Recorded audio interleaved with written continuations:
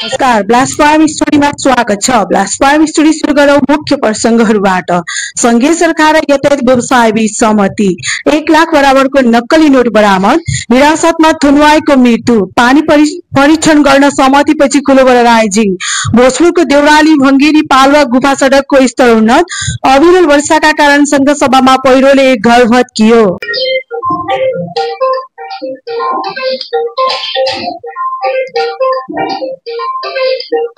अब समाचार विस्तारमा।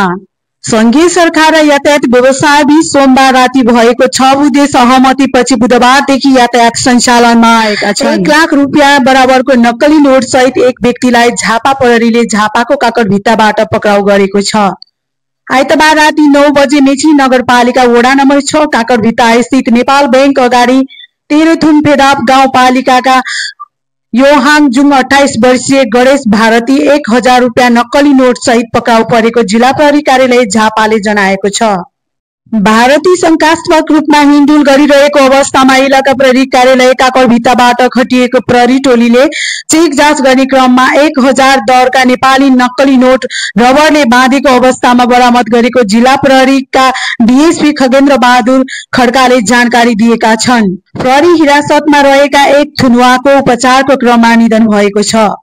जिल्ला प्रहरी कार्यालय मोरङको हिरासतमा रहेका अभद्र व्यवहारमा मुद्दामा अनुसन्धान भइरहेका झापाको दमक नगरपालिका वडा नम्बर 1 का 28 वर्षीय पुण्यबहादुर श्रेष्ठको मंगलबार उपचारको क्रममा निधन भएको हो।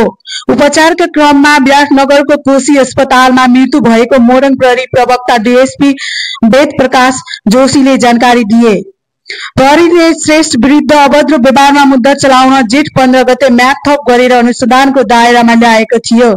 त्यसपछि उनी हिरासतमा थिए। 81 ज्वरो आउने, पेट दुख्ने र श्वास प्रश्वासमा समस्या देखेपछि उनलाई उपचारमा लगिएको थियो र उनको उपचारको क्रममा मृत्यु भएको हो।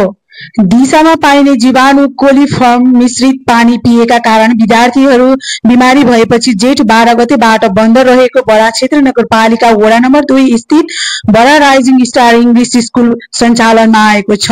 स्कुल परिसर भित्रको पानी पिएको कारण ज्वरो आउने, पखला लाग्ने, वाकवाकी तथा बान्ता जस्ता लक्षण देखिएर 90 जना बालिकाहरू एकै पटक बिमारी भएका थिए। बिरामी भएपछि पानी जाँच गर्ने क्रममा दिशामा पाइने जीवाणु कोलिफर्म भेटिएको थियो। सोही कारण जेठ 12 गतेदेखि बन्द रहेको स्कुल आइतबारदेखि खुलेको छ। भोजपुर जिल्लाको देउराली भंगेरी पालवा गुफा सडक स्तरोन्नत गरिएको छ। 1 करोड 70 लाख लागतमा 3 खण्डमा सडक स्तरोन्नत गरिएको हो।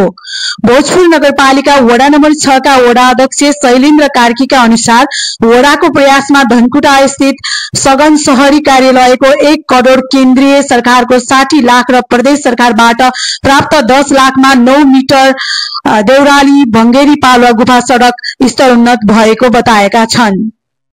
शंखसभा जिल्लाको मकालु गाउँपालिका वडा नम्बर 2 मा वर्षासँगै आएको पहिरोले एक घर भत्किएको छ। मंगलबार राति अविरल वर्षासँगै आएको पहिरोले घरमाथि खस्दा स्थानीय पुनर्भू शेर्पाको घर पूर्ण रूपमा क्षति भएको हो। शेर्पाको ढुङ्गा, माटो र काठले बनेको 2 तले घर पूर्ण रूपमा क्षति भएको जिल्ला प्रहरी कार्यालयका प्रहरी निरीक्षण अभिषेक श्रेष्ठले जानकारी दिएका छन्।